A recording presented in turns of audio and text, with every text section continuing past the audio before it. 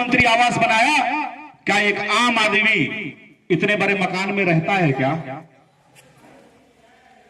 क्या एक आम आदमी के घर में लाखों के पर्दे होते हैं क्या? क्या एक आम आदमी लाखों करोड़ों के मार्बल्स पे चलता है क्या? हाथी के दांत दिखाने वाले कुछ और, खाने वाले कुछ और, ये अरविंद केजरीवाल ने किया है।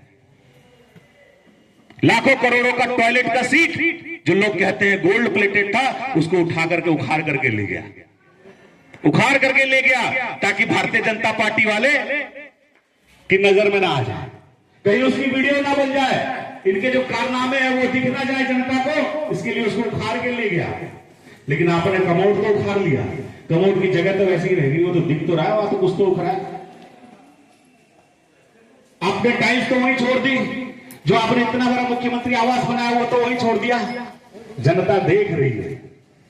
जब दिल्ली की जनता को साफ पानी नहीं मिल रहा, वो आरओ के पानी से अपना वॉशरूम, मैं आपको बताऊं, आरओ के पानी से उसके वॉशरूम में आरओ का पानी आ गया। इतनी बुरी स्थिति, इतना धोखा दिल्ली की जनता के साथ। तुम आरओ का पानी करो और हमारी यमुना मां 10 साल हो गए, हर 2-3 साल के बाद आकर के कहता है कि यमुना की स्थिति को बदल दूंगा, यमुना स्वच्छ कर दूंगा, लंदन और पेरिस में जैसी नदियां बहती है वैसी नदी बना करके दिल्ली की जनता को दूंगा। और हर बार हम लोग मान जाते हैं, हर बार हम लोग भूल जाते हैं, इसलिए मान जाते हैं। 10 साल हो गए, आपको याद कीजिए, जब वो सत्ता में आने से पहले कहता था कि यमुना की स्थिति को बदल दूंगा। क्या यमुना की स्थिति बदली है क्या? यमुना की स्थिति इतनी खराब हो गई कि यमुना घाट पर जो छठ पूजा होता था उसको भी रोक दिया गया, क्योंकि पब्लिक वहां जाएगी तो बीमार पड़ेगी। तो ये हम भूल नहीं सकते, ये हमें याद रखना पड़ेगा। भारतीय जनता पार्टी को मौका दीजिए। भारतीय जनता पार्टी का जो कैंडिडेट यहां से चुनाव लड़ेगा उसको जितवाना है। और आपके जितने भी लोग पूरी दिल्ली में, जितने रिश्तेदार रहते हैं, जितने परिचित रहते हैं, सबसे बात कीजिए कि इस बार भारतीय जनता पार्टी को वोट देना है और दिल्ली में भाजपा की सरकार बनानी है। दिल्ली में भाजपा की सरकार बनानी है। और उनसे एक बात और कहना, जो आखिरी बात मैं आपको बता रहा हूं, अपने रिश्तेदारों से, अपने परिवार के लोगों से, कि चुनाव आ गया है, चुनाव आ गया है, फिर से प्रलोभन मिलेगा। आम आदमी पार्टी के कार्यकर्ता, आम आदमी पार्टी के नेता तुम्हारे घर पे आएंगे, तुमसे वोट मांगेंगे, लेकिन तुम उससे सवाल करना।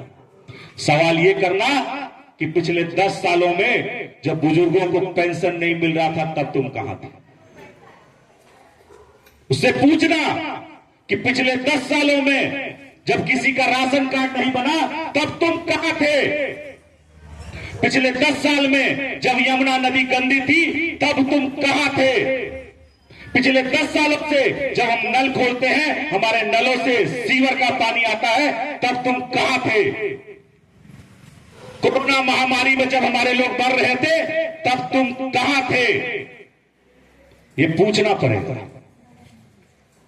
एक एक चीजें आप आम आदमी पार्टी कांग्रेस के कार्यकर्ताओं से पूछेंगे, और जब आप पूछेंगे, मैं आपको दावे के साथ कह सकता हूं उनके पास कोई जवाब नहीं होगा, कोई जवाब उनके पास नहीं होगा, क्योंकि पिछले 10 सालों से कोई काम नहीं हुआ। अगर काम किया होता तो ये जो दिल्ली सरकार का उप मुख्यमंत्री, दिल्ली सरकार का उप मुख्यमंत्री कौन?